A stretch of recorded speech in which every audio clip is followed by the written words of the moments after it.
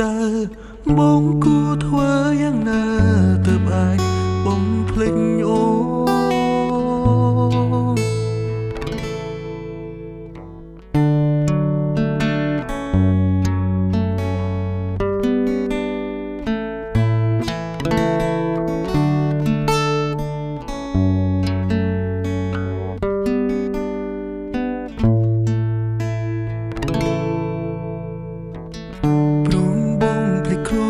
គិតថា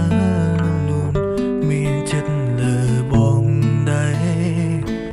តែក្រុមយ៉ាងដែរអូនធ្វើមិនមែនជាទង្វើ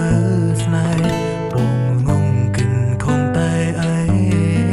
ហើយត្រង់វែងឈួតនឹងស្នេហ៍ទាំងក៏ពិនអូនក៏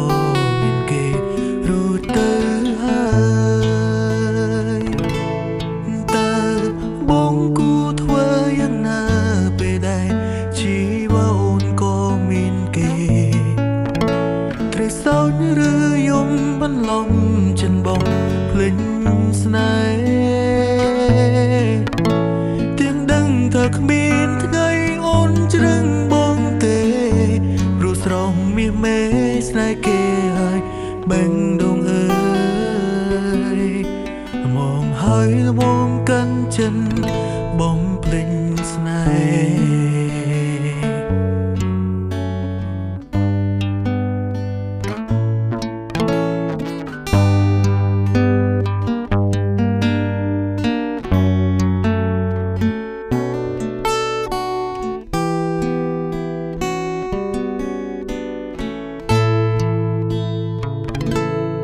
តើបងគួរធ្វើយ៉ាងណាពេលដែលជីវ៉ាអូនក៏មានគេ